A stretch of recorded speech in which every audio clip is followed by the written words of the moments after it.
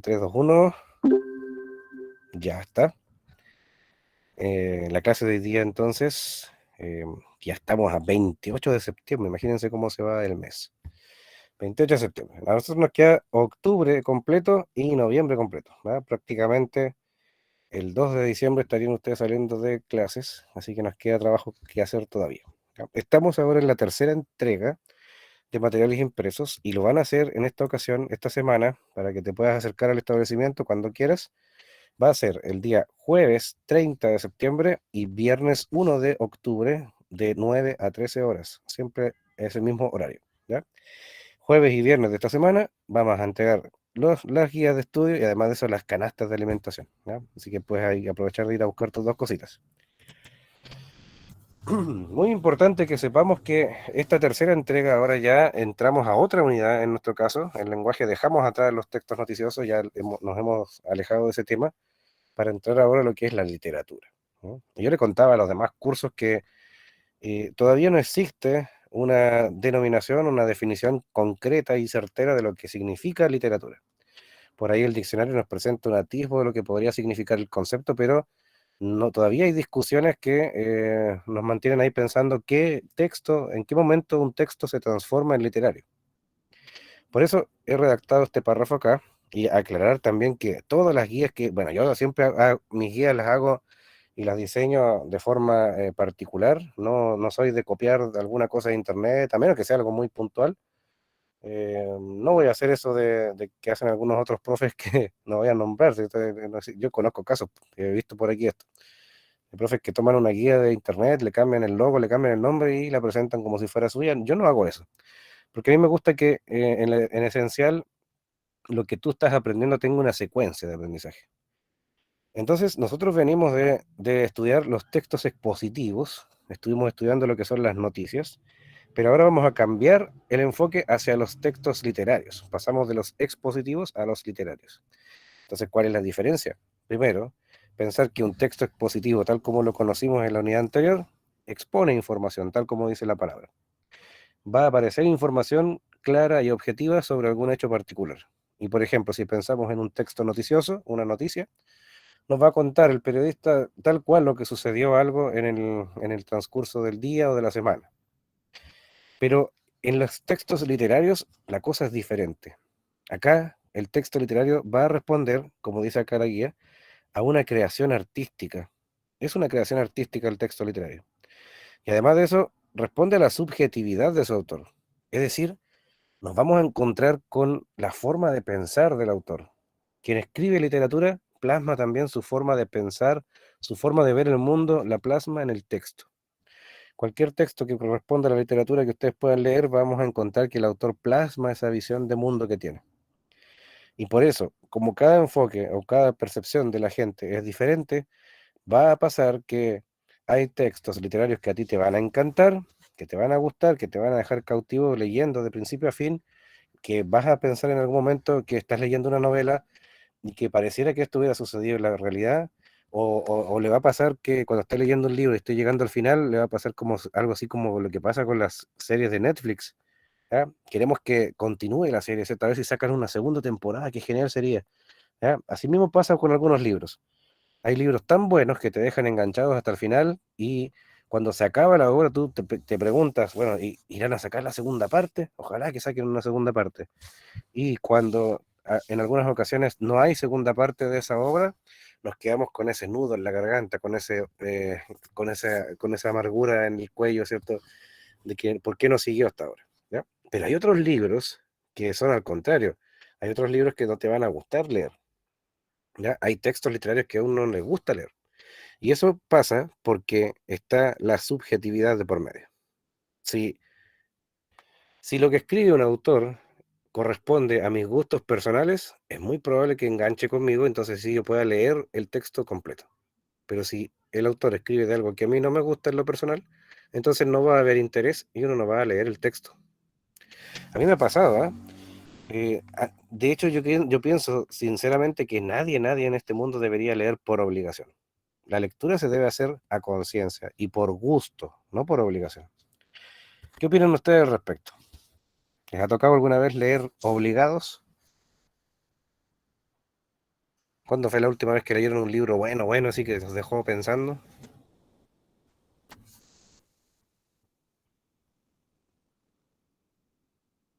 ¿Están ahí, no?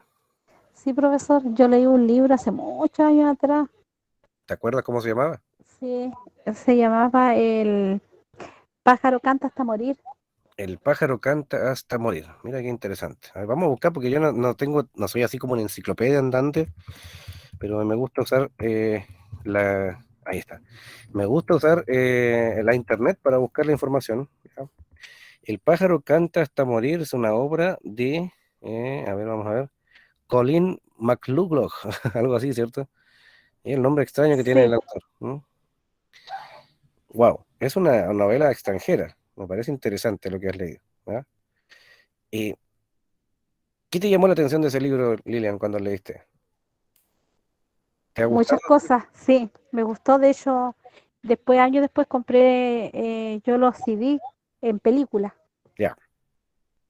pero Ah, interesante, o sea, bueno, en realidad no sé, yo creo que no era algo real, sí, pues como, a ver, un libro que fue escrito nomás, no, no creo que haya sido algo que sucedió en la vida real. aquí tienes, has dado en el clavo con tu comentario, Lilian. ¿Sabes por qué? Porque la literatura, dentro de sus definiciones, también menciona que se crean mundos ficticios en la literatura. Es decir, todo lo que se escribe es ficción pura, a menos que sea, por ejemplo, un relato autobiográfico, que el autor mismo cuente su vida. Eso sí, podría ser real. Pero en la mayoría de los casos, el 90%, 99% de los casos, la literatura es ficticia, es un texto ficticio.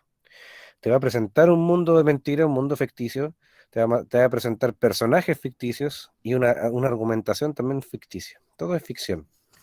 Pero a veces pasa que uno confunde la ficción con la realidad porque el libro es tan bueno y a veces tan coincidente con lo que pasa en la vida real que uno piensa que efectivamente eso sucedió.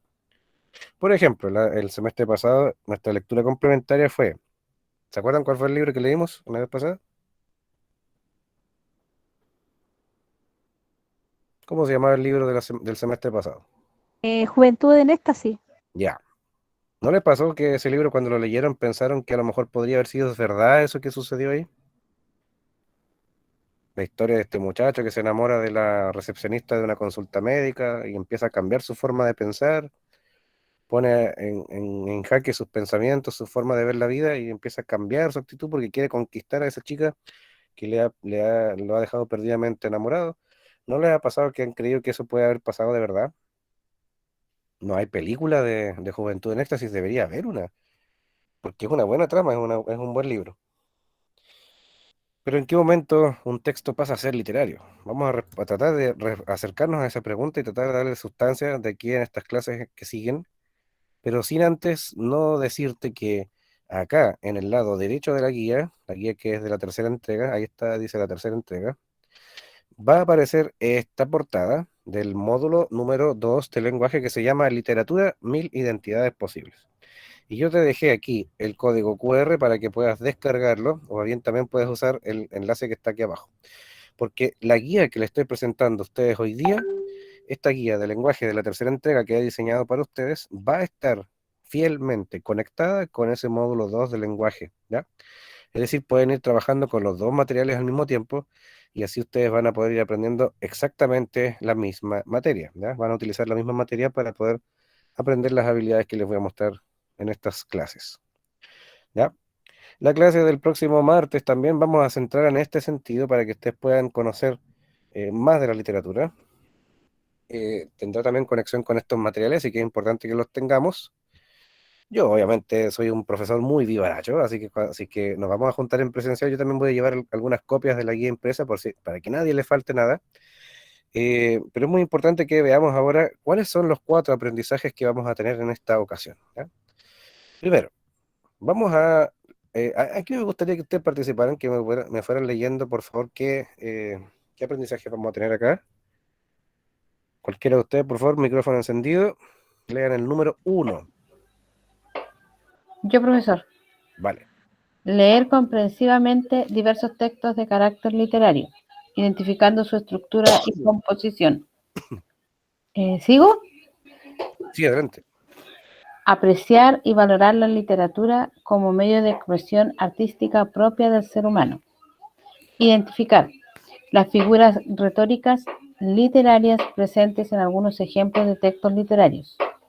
Redactar un texto de intención literaria. Muchas gracias, Elena. Aquí tenemos Bueno, que hacer algunas precisiones, ¿ah? Si hay una cosa que le cuesta al chileno promedio, ¿ya? A la gente común y corriente como nosotros, si hay una cosa que le cuesta al chileno es comprender lo que lee. ¿Y por qué pasará esto? Pues bien, pasa que estamos leyendo algo. Pónganse ustedes un texto en ciencias naturales, o por ejemplo en historia, donde se lee harto, y ustedes quieren entender lo que dice ahí, es muy probable que la primera lectura no les deje claro todavía de qué se trata el texto. O si están buscando algunos detalles puntuales de lo que están leyendo, no lo van a encontrar en la primera lectura. Tendría que ser una persona muy hábil en esa habilidad para poder encontrar la información que busca en la primera lectura. Generalmente una segunda o una tercera lectura inclusive nos va a acercar al texto en su esencia, en lo que dice. Entonces, para leer comprensivamente, la primera técnica que debemos aplicar es leer y luego releer el texto, ¿ya? En una segunda, tercera o incluso cuarta o quinta lectura, probablemente vamos a empezar a entender mejor de qué se trata lo que dice ahí. Así que para leer comprensivamente tenemos que hacer esto, releer varias veces. Y aquí dice identificando su estructura y composición, porque los textos literarios vamos a aprender que tienen una estructura, una forma determinada. Y además de eso, tienen una forma de componerse, ¿ya? Por ejemplo, es muy diferente leer un texto literario que corresponda al género narrativo, por ejemplo, una novela como Juventud en Éxtasis, a leer, por ejemplo, un poema, ¿no?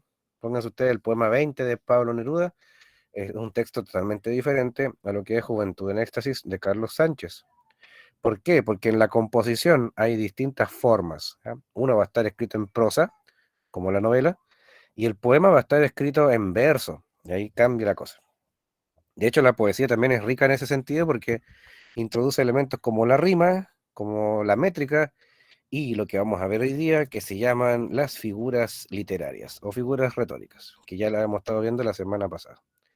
Por otro lado, usted y yo seguramente ha ido en algún momento a comprar un kilo de arroz al supermercado y le ha pasado lo mismo que yo pienso que nos sucede a todos cuando vamos al supermercado.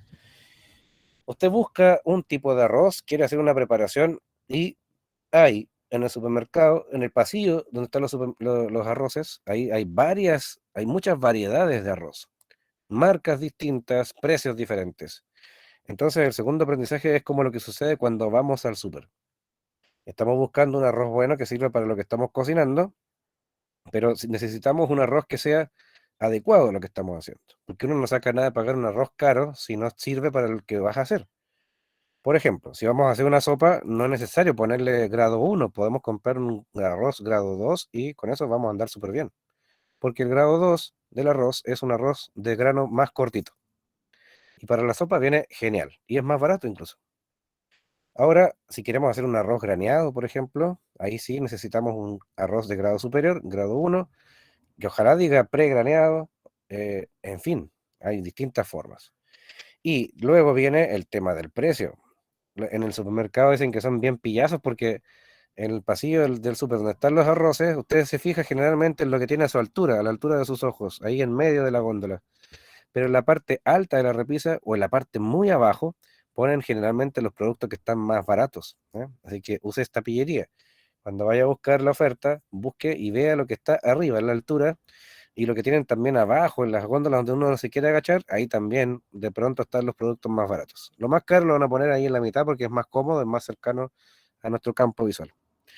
Entonces, tal como comprar arroz, en la literatura también vamos a poder apreciar los tipos de literatura, así como los tipos de arroz, y también vamos a poder darle un valor a lo que estamos leyendo. Por eso hay textos que te van a gustar, que te van a encantar, que va a ser algo exquisito de experimentar, pero por otro lado hay otros textos de los cuales nos vamos a alejar rápidamente porque no nos van a suplir en lo que nos gusta. Independiente de eso, apreciar y valorar la literatura como un medio de expresión artística propia del ser humano es uno de los aprendizajes que vamos a tener en esta unidad. Tenemos que aprender a ver la literatura como un medio de expresión del ser humano. En el número 3, Elena leyó que vamos a identificar las figuras retóricas y aquí también les voy a presentar hoy día algunos ejemplos y luego ya estaríamos llegando al cuarto aprendizaje de la última actividad de esta guía, que ya sería componer o redactar un texto de intención literaria. Y dice de intención literaria porque hay que reconocer que ninguno de nosotros, incluso el profe, yo estudié lenguaje pero no soy escritor, ninguno de nosotros es un escritor profesional. Entonces, partiendo desde esa base, solamente quiero decirles que los textos que vamos a empezar a escribir van a tener una intención literaria, pero no van a ser literatura en sí porque no somos profesionales, ¿ya? Yo también en algún momento, cuando uno está ahí, ¿cierto?, pensando algo, se pone a escribir, salen ideas bonitas. He escrito algunas cosas, pero no soy así dedicado a la literatura, ¿ya? Tengo que reconocerlo. A mí lo que me gusta es hacer clases. Pero hay otras personas que les gusta la literatura. Yo tengo colegas incluso que han publicado libros, pero yo no hago eso. Entonces, como nosotros somos aficionados a lo que va a ser la literatura, vamos a hacer intentos de escritura para que vayamos viendo cómo funciona, ¿ya? Lo primero que vamos a ver en esta tarde es lo que estábamos revisando la semana pasada, porque en la clase anterior les mostré en video específicamente, estuvimos analizando esto, el himno nacional de nuestro país, ¿ya? Y el himno nacional de nuestro país tuvo varias versiones, entre ellas la primera que se escribió y se cantó por primera vez en 1822. Específicamente, un 20 de agosto de 1822 se canta la primera versión del himno nacional de Chile, ¿ya? Para el cumpleaños del libertador Bernardo Higgins.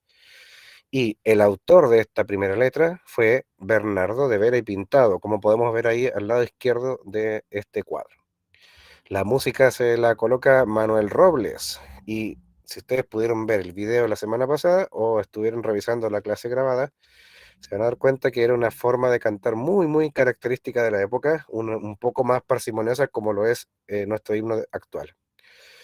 Por otro lado, a la derecha tienen la versión actual, ahí puse la letra de la versión actual del himno, que es del poeta Eusebio Lillo y musicalizada por Ramón Carnicer, ¿ya? Ellos dos se ponen de acuerdo, uno pone la música, el otro pone la letra, y nace lo que estamos cantando actualmente como nuestro himno nacional.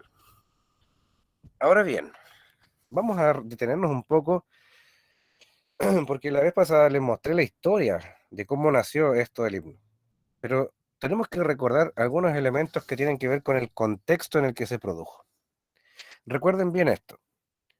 En 1822, ¿ya? Habían pasado 12 años desde la primera Junta Nacional de Gobierno, cuando los chilenos querían ser libres de la corona española, porque antes fuimos colonia de los españoles, ¿ya? Los españoles invadieron acá a Sudamérica y estábamos sometidos a su jurisdicción. Cuando los primeros patriotas, los primeros chilenos querían independencia, querían ser libres, entonces un 18 de septiembre de 1810 nace la primera Junta Nacional de Gobierno, ¿ya? Presidida por Mateo de Toro y Zambrano. Yo nunca me olvidé de esto porque tuve un profe de historia en el liceo, en el colegio, que lo explicaba tan genial y que además iba contando la historia como si la estuviéramos viviendo, entonces jamás se me olvidó esto, que el 18 de septiembre de 1810 se formó la primera Junta Nacional de Gobierno y fue presidida por Mateo de Toro y Zambrano, ¿ya? Y ese fue el primer intento de ser independientes, pero ahí no acabó todo. En 1818, 8 años después, específicamente en el mes de febrero, ocurre el hito histórico que marca el antes y el después de esta nación. Se firma la Carta Nacional de Independencia de Chile, ¿ya? Ahí se firma la carta oficial. De ahí en adelante, Chile pasó a ser independiente. Pero durante todo ese tiempo, tenemos que decir, para los que hayan estudiado historia, que los libros de historia dicen que entre todo ese tiempo que pasó entre la primera junta de gobierno y la declaración del acta de independencia, ocurrieron muchas batallas, muchos combates, y se derramó mucha sangre por la libertad de los chilenos.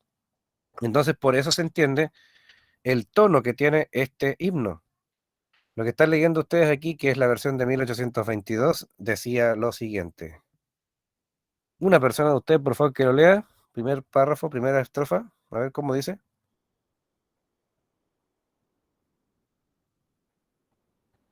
Cualquiera de ustedes, por favor, que lea la estrofa que está aquí. Yo, profesor, Adelante. ciudadanos, el amor sagrado de la patria os convoca a la lid. Libertad es el eco de alarma, la divisa, triunfar o morir. Eso es. Aquí en la primera estrofa, muchas gracias por su lectura. En la primera estrofa que estamos leyendo acá, aparecen dos palabras que están ennegrecidas, están en color más oscuro, ¿verdad? Que son la palabra lid y la palabra divisa. Y en la siguiente estrofa aparece de inmediato resaltada la palabra cadalso. Ahora, la pregunta es, ¿qué significa lid?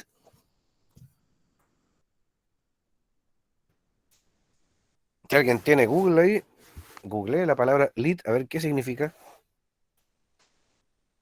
Busque en internet la palabra lid.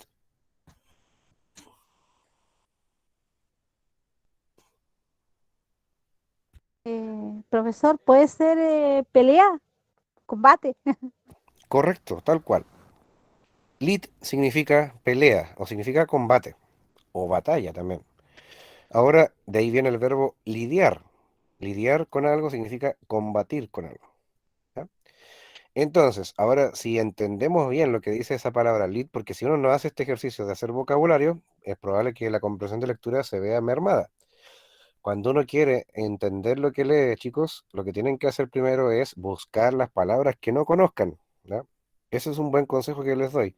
Si quieren mejorar su comprensión de lectura, busquen todas esas palabras del texto que ustedes no conozcan o que les cueste el significado. Entonces, la primera palabra es lead. Ahora, si leemos de nuevo, dice ciudadanos, o sea, la letra del himno se está dirigiendo a los ciudadanos, a las personas que viven en Chile. Dice, el amor sagrado de la patria os convoca a la lid. Está diciendo en otras palabras, ciudadanos, el amor que le tenemos a la patria los invita o los conmina a la batalla. ¿Se dan cuenta? En 1822 se estaba viviendo este tema de luchar por la patria. Y miren lo que dice más abajo, libertad es el eco de alarma. La divisa, triunfar o morir. La divisa viene siendo la moneda de cambio. Entonces dice triunfar o morir. Hay dos opciones para un patriota chileno de esa época. O ganamos la batalla, triunfamos, o morimos por la patria si fuese necesario. ¿Ya? Ese es el pensamiento independentista. Mire lo que dice más abajo, ya lo vimos la semana pasada. El cadalso o la antigua cadena os promete el antiguo español. Y aquí se pone más violenta, se pone más gore la letra del himno, ¿cierto? Dice, arrancad el puñal al tirano, quebrantad ese cuello feroz. Yo esto no se lo cantaría a un pequeño de 8 años que se va a ir a dormir, que se va a ir a acostar a dormir. No, es una letra violenta, ¿eh? Es una letra que habla sobre la guerra. Pero si vamos a nuestro himno actual, que está acá a la derecha, nos vamos a encontrar con algo más pacífico. Miren lo que dice nuestro himno. Puro Chile es tu cielo azulado, puras brisas te cruzan también, y tu campo de flores bordado es la copia feliz del Edén. Preciosa la letra del himno actual. Ya no se relata tanto lo que pasaba en la primera versión. En la primera versión del himno se relataba el arte de la guerra, el ir al combate, el defender la patria, el morir si fuera necesario por ser libres. Pero acá en el segundo himno, en el actual, estamos ahora ya en tiempos donde ya no hay guerra, es todo más pacífico, entonces aquí se escribe sobre los atributos de la nación, es decir, sobre las características naturales de nuestro país. Por eso sale el cielo azulado de Chile. Bueno, aunque en algunas ciudades reconozcamos que el cielo ya no está tan azul porque está cierto la contaminación y cierto los humos de las combustiones lentas y ya uno llega con la ropa pasada a humo, pero por lo menos tenemos que declarar que nuestro país tiene un cielo azulado. Las puras brisas te cruzan también. He escuchado casos de la gente de Punta Arenas que se ríe un poco con este verso porque dice puras brisas te cruzan también. Las brisas son suaves, es un viento fresco que refresca. Pero dile eso a un puntarenense, a una persona que vive en Punta Arenas, porque en pleno invierno allá, incluso en las calles, colocan unos cordeles ahí en los lugares donde están las calles, porque cuando vienen las ráfagas de viento tremendamente fuertes, si tú no te afirmas de uno de esos cordeles, puedes salir volando, literalmente.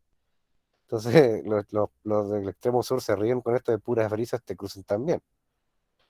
Pero miren cómo sigue el texto. Y tu campo de flores bordado es la copia feliz del Edén. El Edén acá significa el paraíso, donde estuvo Adán y Eva. Entonces, sigue el texto diciendo, majestuosa es la blanca montaña que te dio por baluarte el Señor, y ese mar que tranquilo te baña, te promete futuro esplendor. Preciosa la letra del himno nacional. Ahí nos muestra ahora ya una letra más centrada en lo pacífico, en vez de la letra de 1822, que habla más sobre la guerra, sobre la batalla. Profesor, Diga. puede ser también que ellos se hayan inspirado en todo lo que vivieron, porque yo vi la novela esa Inés del alma mía, y Ujú. ahí sale que las guerras que tuvieron y las matanzas que hacían todo con la gente fue bien como cruel, así como bien fuerte. Entonces yo creo que a lo mejor se inspiraron en todo eso que sucedió para poder hacer ese. Totalmente de acuerdo, Lilian, totalmente de acuerdo. Y tienes mucha razón con lo que has dicho porque es justamente así. Toda la documentación de la historia narra eso, lo cruel que fueron los españoles con las personas que vivían acá. Arrasaron cientos de miles de vidas para poder obtener la riqueza del oro, los recursos naturales que tenía este país. Y después de que saquearon todo, siguieron matando más personas hasta que ya finalmente el ejército independentista expulsa al gobierno español desde aquí de Sudamérica. Se rebelan varios países casi más o menos al mismo tiempo porque en septiembre de 1810 no solamente ocurre la independencia de Chile, también hay otros países que se rebelaron justo en esa época o cercano a esa fecha, y parece que toda Sudamérica despertó en ese tiempo, literal, porque ahí de verdad era que y se iba a la batalla con tal de defender la patria y la independencia de nuestro continente. Y es verdad lo que dices, muchos crímenes hubieron, muchos atentados, muchos asesinatos ahí de las personas que vivieron acá por producto de la guerra, ¿ya? Entonces, por eso es verdad también lo que dices, Lilian, que esta letra nace de la inspiración de esos momentos trágicos de la historia. En cambio, la letra de acá ya tenemos una letra más pacífica, más centrada en los atributos de la nación, en la naturaleza propiamente tal. ¿Por qué queremos decir esto? Porque, bueno, primero, hemos pasado el mes de la patria, ¿ya? Hemos pasado el mes de las celebraciones del 18 de septiembre y todo. Algunos, Profesor, sí, disculpe, ¿le puedo hacer una consulta? por supuesto que sí. Es que cuando yo estaba en el año, para ser específico, en el año 73, 74, no es que estaban los militares en el colegio y teníamos un libro y teníamos el himno y no nos dejaban cantar el himno nacional, me acuerdo. No los permitían cantar porque estaban los militares ahí. Pero no me acuerdo cuál era la letra así del himno, pues, pero no nos dejaban cantar. Hay, Entonces, para la sala así nomás. hay dos cosas que yo podría decir al respecto, y con mucho respeto lo digo, porque yo nací el año 84, soy mucho más joven, entonces son Me está tiempos. diciendo que soy vieja. No, siempre digo este comentario porque me ha pasado, yo le hago clases a gente mayor y todo, No pero no, sé, está bien, profesor. no, se lo digo con mucho respeto, no es nada talla. De verdad, yo nací en el año 84, entonces para meterme en un tema como este tengo que tener mucho cuidado porque de inmediato hay alguien que me puede pensar, decir, bueno, si usted nació en el 84, ¿cómo va a saber lo que pasó el 73? ¿Eh? Bueno, pero también he leído historia, entonces tengo mi opinión al respecto. Probablemente habían dos enfoques. Primero, es probable que el himno no se le permitía cantar porque en la época previa al confrontamiento militar del 11 de septiembre de 73, el Sí. gobierno de la época detestaba lo que decía el himno nacional en la parte donde dice vuestros nombres valientes soldados, ¿ya? Ese verso después provocó escozor en la historia chilena, sobre todo después cuando pasó el gobierno de Pinochet y después vienen los gobiernos de la concertación, se produjo mucho escozor con ese tema de los vuestros nombres valientes soldados. Pero otra causa de por qué en esas fechas no le dejaban cantar el himno probablemente era por la presencia militar. Y también seamos conscientes de que el ejército chileno es uno de los que tiene más sagrado el tema del himno patrio, ¿no? Que representa las antiguas victorias de las glorias del ejército. Por eso el 19 se celebra eso. Entonces, a veces es un tema tan sagrado para el ejército que probablemente esa sea la causa de por qué no se dejaba cantar como se hacía o se acostumbraba a hacer todos los lunes en la escuela, porque yo me acuerdo, aunque viví un poco más adelante, pero 97, 98 yo iba saliendo de octavo básico y todos los lunes era sagrado eso de pararse a las 8 en punto de la mañana, formados ahí, distanciados en el colegio, en el patio, y cantar el himno nacional mientras se izaba la bandera. Entonces sí, justamente eso puede ser una de las causas. Pero independiente de aquello, tenemos que reconocer también la belleza literaria que hay en la letra de nuestro himno que cantamos cada vez que se arma un partido de Chile o cuando hay algún acto cívico importante. ¿Mm? Hay una riqueza literaria inmensa en estas letras que estamos viendo acá. ¿Por qué quiero decirles esto? Para que entiendan la pasión de lo que significa la literatura desde el punto de vista de la creación artística. Porque estos caballeros que están acá, Bernardo de Vera y Pintado, y después posteriormente Eusebio Lillo, no estaban jugando con escribir algo, lo que venga, ¿ah? No, al contrario, ellos dedicaron años de su vida para poder componer estas letras que iban a representar el sentir de una nación. Y además de eso, los músicos, el trabajo excepcional de Manuel Robles en la primera versión y la música de Ramón Carnicer, después en la versión actual, también responde a un trabajo artístico notable que hace que estas canciones después se repitan de generación en generación y nos identifiquen como patria. ¿No? Entonces sí, me ha gustado mucho su comentario porque claro, es parte de la historia de nuestro país y es parte de la historia de su vida también lo que ha contado Leona. Me encanta por lo demás, ¿ah? Me encanta que interrumpan, no, yo no, en serio, de hecho me corrijo, no podría llamar eso interrupción, al contrario. Me encanta que ustedes acoten o que digan algo, que comenten algo, porque así la clase se va volviendo más exquisita también en cuanto al conocimiento. ¿Ya? Así que también les invito a que si tienen más preguntas, más comentarios, las vayan haciendo. No tengan miedo a interrumpirme, no estamos haciendo eso, al contrario, cuando quieran decir algo, bienvenido todo comentario que se quiera dar en esta clase para que sí nos enriquezcamos todos en conocimiento. ¿Ya? ¿Te perdiste la clase de la semana pasada? Bueno, aquí te dejo el código QR de las dos versiones del himno para que las puedas escuchar en YouTube o las puedas ver incluso, ¿ya? Pero nuestra guía en la página 2 aparece ya directamente los ejercicios que vamos a hacer con esa letra. Porque bueno, las letras de los himnos están ahí no porque sí. Yo las he puesto ahí porque vamos a responder estas preguntas. Miren, les voy a mostrar cuáles son. Vamos a comparar primero las dos letras de nuestro himno nacional, la versión de 1822 y la versión actual. Y luego de que ustedes hayan leído con detención lo que dice cada una de las letras, vamos a ver estas preguntas. Por ejemplo, ¿cuál es el tema central de cada versión? ¿De qué se trata la versión antigua y de qué se trata la versión actual del himno?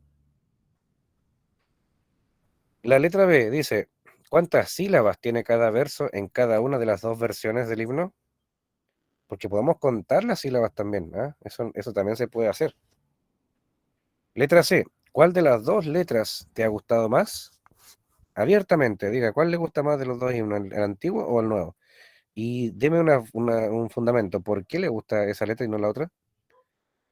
En la letra D, miren, si se fijan acá en el texto marqué todas las palabras ahí que están resaltadas, por ejemplo, lead, que ya Lilian ha dicho que significa combate, que significa pelea.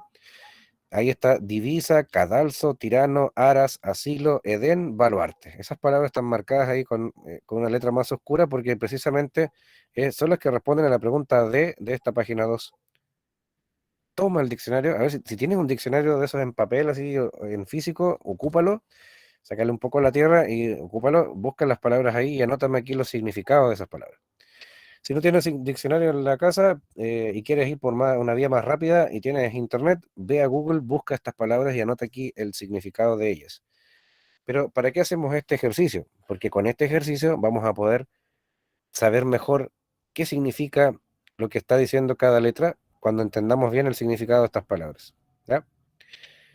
Lid, divisa, cadalso, tirano, aras, asilo, edén y baluarte. Todas esas palabras a buscarlas en el diccionario entonces y anotar aquí las definiciones.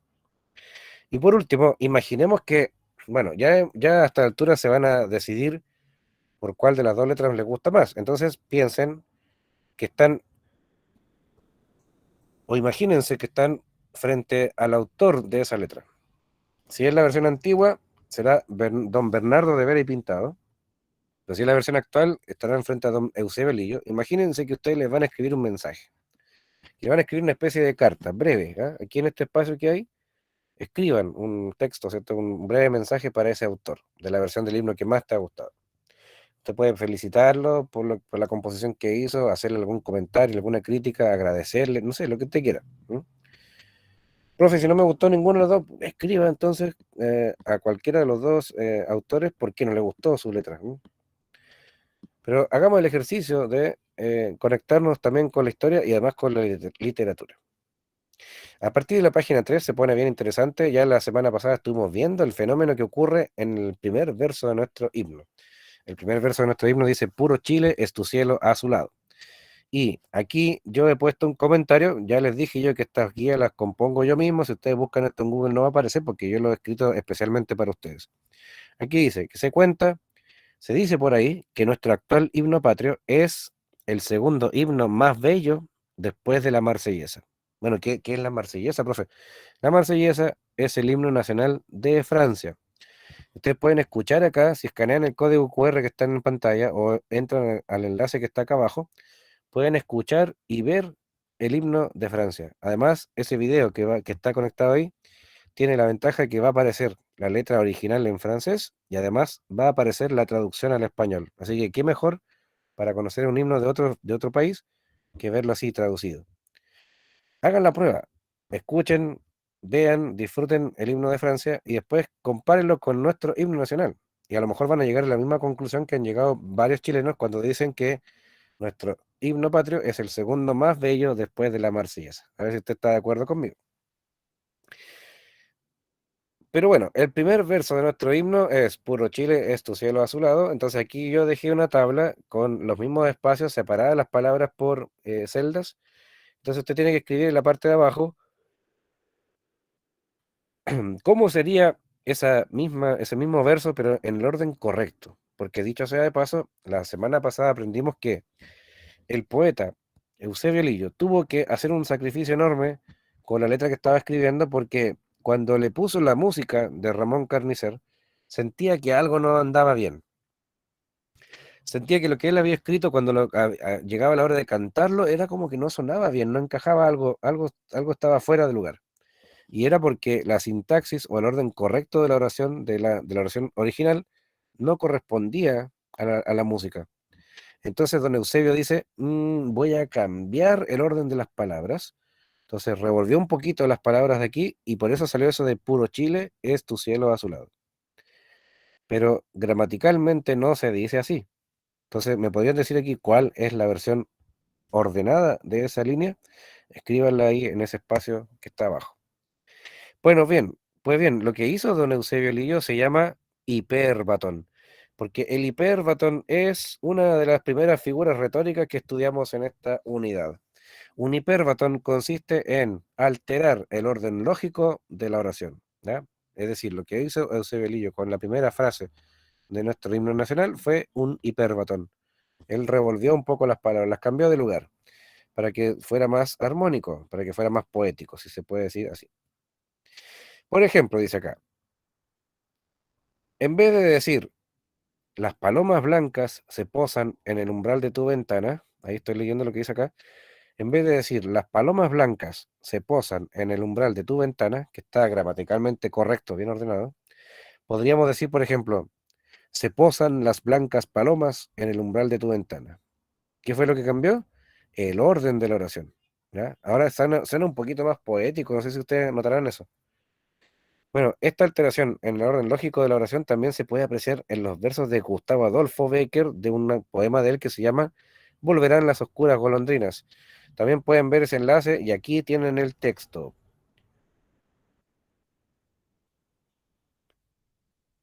A ver, hagamos la prueba.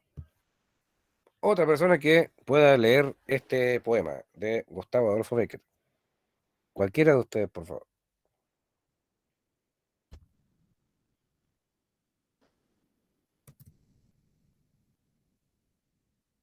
Entre Víctor y Pascual, a ver, la cosa está ahí porque, ¿cierto? A ver si me pueden ayudar ustedes, algunos de ustedes dos, porque no los he escuchado, muchachos. Yo lo leo. Vale, Víctor, adelante. Volverán, ¿cierto? Correcto. Volverán las oscuras golondrinas en tu balcón sus nidos a colgar, y otra vez, con el ala en tus cristales, jugando llamarán. Pero aquellas que el vuelo refrenaban la hermosura y la dicha a contemplar, aquellos que aprendieron nuestros nombres, esas no volverán. Tengo que repetirlo, esas no volverán, esas no volverán, esas no volverán. Volverán las tupidas ay, volverán las tupidas madreselvas de tu jardín, las tapias a escalar, y otra vez a la tarde aún más hermosas sus flores abrirán. Pero aquellas cuajadas de rocío cuyas gotas mirábamos temblar y caer como lágrimas del día, esas no volverán, esas no volverán, esas no volverán, esas no volverán, esas no volverán. Esas no volverán del amor en tus oídos, las palabras ardientes a sonar.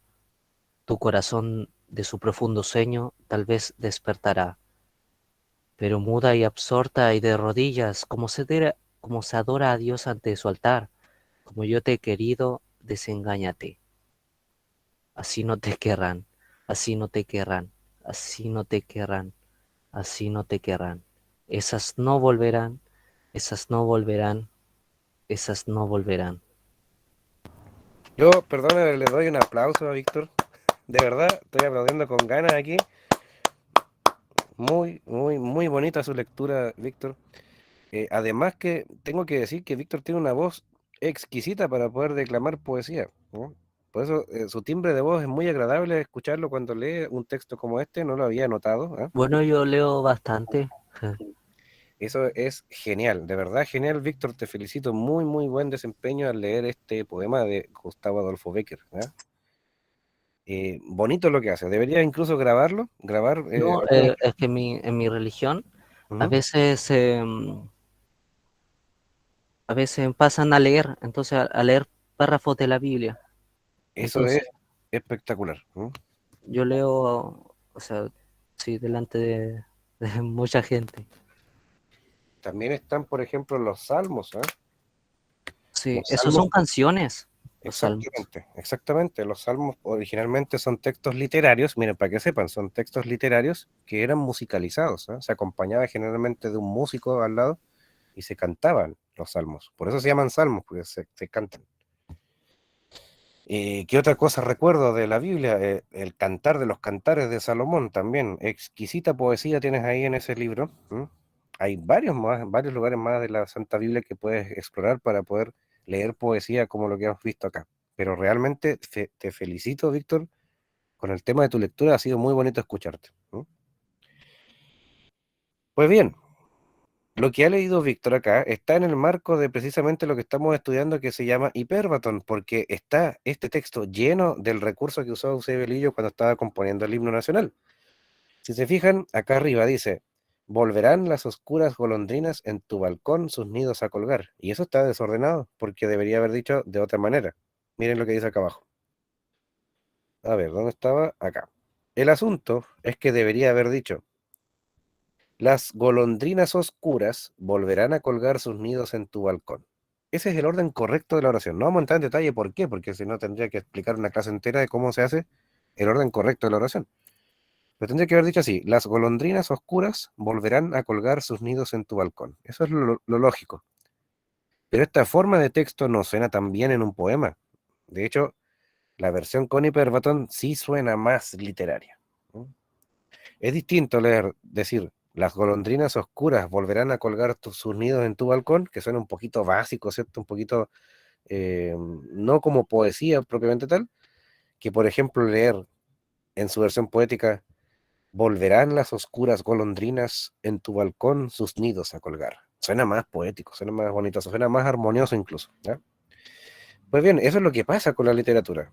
La literatura viene también para embellecer el lenguaje, para deleitarnos. Nadie debería, insisto, nadie debería leer por obligación. Deberíamos leer por gusto, porque nos gusta leer. Y para llegar a ese nivel, simplemente lo que hay que hacer en el primer paso es empezar a impregnarnos más de estos textos. Muy bien, aquí sí tengo que confesar que la parte de la página 4 de mi guía sí trae una cosa que yo copié y pegué, pero de la otra guía de lenguaje, que es de la del Mineduc, porque me pareció pertinente tenerla aquí. Y bueno, el hipérbaton no es la única figura retórica que hay. La comparación también toma dos elementos y los compara utilizando el nexo como para dar más énfasis al escrito. Es decir, podemos comparar dos cosas y unirlas a través de la palabra como. Como lo que pasa acá con la canción Volver a los 17 de Violeta Parra, cuando dice que volver a los 17 es como descifrar signos. ¿Ya? Yo podría decir también de alguien, de la abuela tenía el cabello blanco, era canosita así, entonces le decíamos, tus cabellos, abuelita, son blancos como la nieve. Y ahí tengo una comparación, porque estoy comparando los cabellos blancos de la abuela con el color de la nieve, que el color de la nieve es un blanco prístino, puro. ¿Eh? Son blancos como la nieve los cabellos de la abuela. ¿Ya? Así que eso es una comparación. Cuando aparece la palabra como, no se olviden, ahí está la comparación. ¿Ya? Pero, bueno, aquí yo le hice un comentario, mira, aquí hice un comentario para que puedan complementar lo que tenía en la guía acá. Entonces dice, tus ojos son como el cielo, dice. ¿Ah? A una mujer de ojos azules le podríamos decir, tus ojos son como el cielo. A otra persona le podríamos decir, soy duro como la piedra. ¿Eh? Cuando una persona es dura de corazón, así, ¿cierto? Es fuerte. O puede ser algo suave como la seda. Mi hermano es altísimo como un edificio. ¿Ya? Estos ejemplos vayan tomándolo en cuenta porque después en la tarea van a tener que proponer ustedes su propio ejemplo. Ahora mira, ¿cómo? Dice, ¿será posible comparar dos cosas sin usar esa palabra cómo? La respuesta es sí. ¿Y a través de qué? De la metáfora. La metáfora es la segunda figura retórica que está aquí en la página 4 y también aquí se comparan dos elementos tácitamente, pero no se utiliza el nexo como. Desaparece la palabra como. Por eso Lucho Barrios, en su canción La Joya del Pacífico, escribe, tus mujeres son blancas margaritas. Dice, no dice tus mujeres son como blancas margaritas, no, dice tus mujeres son blancas margaritas, punto, de corrido. Ahora, ¿qué significa eso? ¿Me podrían decir ustedes qué significa eso de que las mujeres, bueno, a todo esto, entendiendo un poco el contexto, Lucho Barrios escribe La Joya del Pacífico como una canción que relata lo que ocurre en Valparaíso, su tierra natal, ¿ya? Valparaíso es una zona portuaria. Entonces, en su canción dice, tus mujeres, las mujeres de Valparaíso, son blancas margaritas. ¿Qué significa eso? A ver, ¿quién puede interpretar los versos de Lucho Barrios? ¿Qué significa eso de tus mujeres son blancas margaritas?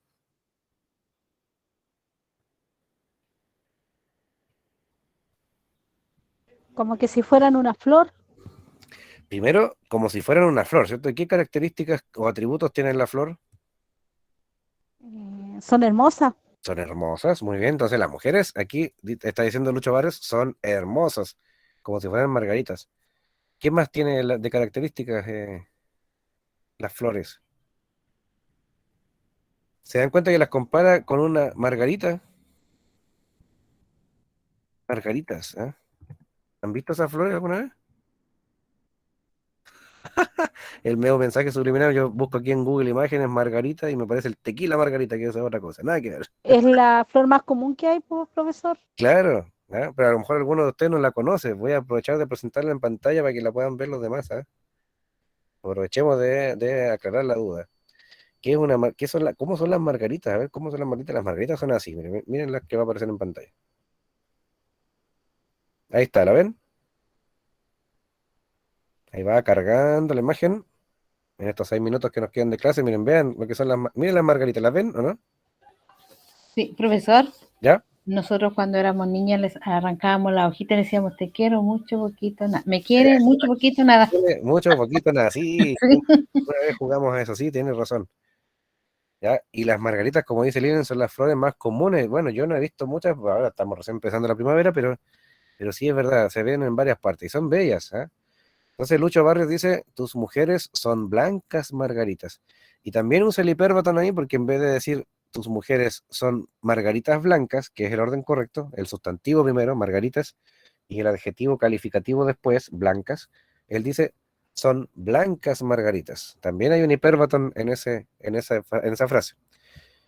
Entonces, y además de eso, corona diciendo, todas ellas arrancadas de tu mar. Claro, porque las mujeres de Valparaíso son porteñas, viven cerca del mar. ¿No? Entonces, por eso aparece aquello. Otro ejemplo de metáfora es la famosa Oda al gato de Pablo Neruda. Aquí hay un fragmento solamente para que vean cómo describe el poeta o cómo describió a los gatos, que son unos animales muy simpáticos, con un temperamento muy especial, muy único. Oh pequeño emperador sin orbe, conquistador sin patria, mínimo tigre de salón, nupcial sultán del cielo de las tejas eróticas. Así describe el gato Pablo Neruda. Eso de las tejas eróticas tiene que ver con los techos que en agosto se llenan de gatos ahí que están apareándose para preservar su especie. ¿Ya? Por eso dice tejas eróticas. ¿Ya? Emperador sin orbe es como decir un rey sin corona. ¿Ya? Es decir, el gato cree que manda en la casa, pero no manda nada porque el que mandan son los dueños de la casa, los humanos. ¿Ya? No sé si han visto los memes por ahí que muestran que parece que los gatos nos tienen a nosotros como sus servidores. Bueno, hay varios chistes con respecto a eso que los gatos algún día van a conquistar el mundo. Pero bueno, así describe el gato a través de metáforas nuestro poeta Pablo Neruda. En la tarea número 3 de esta guía tienen que ustedes entonces redactar ejemplos de comparaciones y metáforas. Para eso van a completar esta tabla que está aquí. Y seamos sinceros, chicos, lo voy a decir así porque yo sé que confío en ustedes, pero miren, ¿quiere buscar en internet ejemplos? Sí, hágalo, no hay problema. Llene, por ejemplo, el número 1 y el número 2, podría escribirlos desde internet. Copie y pegue aquí unos ejemplos desde internet. Escríbalos con su lápiz, lo que sea. Pero idealmente, intente usted hacer el 3, el 4 y el 5 por su propia mano. Sería genial esto que usted pudiera ponerse a prueba y escribir ejemplos de comparaciones según lo que está aprendiendo en la guía y ejemplos de metáforas, pero ahora hechas por usted mismo. Ahora, si puede escribir los 5 ejemplos de cada uno desde su propia mente, genial todavía, mucho mejor, ¿ya? Pero para que vayamos aprendiendo cuáles son las comparaciones y las metáforas. Para llegar a esta tarea número 4, que es redactar un pequeño poema de al menos 7 versos, vamos a tomarnos varias clases, no lo hagan al tiro. Bueno, si alguien quiere hacer la prueba, hágalo, pero no haga el tiro, no se desespere, ¿ya? Esta tarea número 4 debería quedar para el final. Cuando hayamos escrito bien el tema de lo que es el tema de las figuras retóricas, que hubiéramos aprendido bien a usarlas y que leamos más ejemplos de poesía aplicando eso, ahí sí ya vamos a estar preparados para hacer esta tarea número 4, porque si la hace ahora, probablemente le va a costar más. ¿Ya? Así que se la dejo ahí para que no se desespere. Dice que redacte un pequeño poema de al menos 7 versos con el tema que tú quieras. Puedes escribir de lo que tú quieras. Y en el cual apliques al menos una comparación, una metáfora y un hipérbaton. ¿Ya? Esas 3 figuras retóricas deben estar entre esos 7 versos. Si deseas, obviamente puedes escribir más de 7 versos. Ahí un profe me dice, profe, me fui en la volada y escribí una página. Por supuesto, escribe una página. Va a tener el reverso de esta hoja completito el espacio para poder escribir, si usted quiere, un texto más grande. ¿Ya? Pero no hay límites para la creación artística. ¿Ya? Y bueno, terminamos esta clase diciendo, en este minuto que nos queda, que en la sección Amplía tus aprendizajes, como siempre yo dejo algunos recursos que les puede servir. Aquí hay un video descriptivo de un profesor de México que nos cuenta cómo son las figuras retóricas más de uso común. Entonces ahí está el video para que usted pueda verlo. Salen ejemplos y salen definiciones. Y además de eso, la primera de ellas que se presentan ahí en el video es el hipérbaton, el mismo que estamos estudiando. Y acá abajo, bueno, hay un enlace para que usted pueda jugar un juego en línea, que es un cuestionario que tiene preguntas y usted tiene que ir contestando las preguntas según van apareciendo. Y luego al darle el botón terminado, le van a mostrar sus resultados. Ahí está el enlace para acceder a eso. Y bueno, si te has perdido una de mis clases anteriores, e incluso esta misma clase, si quieres volver a ver, como siempre, aquí está el enlace para entrar a mi lista de reproducción de las clases en línea que hemos tenido desde marzo hasta ahora. Espero que esta guía de la tercera entrega sea de todo tu provecho, que puedas aprender mucho con ella, y en las próximas clases vamos a ir viendo más detalles de esto también para ir enriqueciendo lo que aparece acá. Así que te invito también a que estés conectado en línea, y si puedes venir el martes 5 de octubre al colegio, a nuestra clase presencial, también te dejo cordialísimamente invitado. También te lo voy a agradecer muchísimo porque ahí estamos los profesores siendo evaluados y esto también trae consecuencias para nosotros, así que de verdad te lo agradezco de antemano si quieres participar de esa clase presencial. Cuídense mucho Un gran abrazo, que tengan una linda semana y nos veremos en la próxima clase como siempre. Chao, chao. Chao, profesor, cuídese Chao, igual. profesor. Cuídese. Tome harta agüita. Harta agüita nomás, Sí, paracetamol, agüita hierba. todo. Cuídese harto. Chao. Nos vemos, chao, chao. Buenas noches, profesor. Muy buenas noches.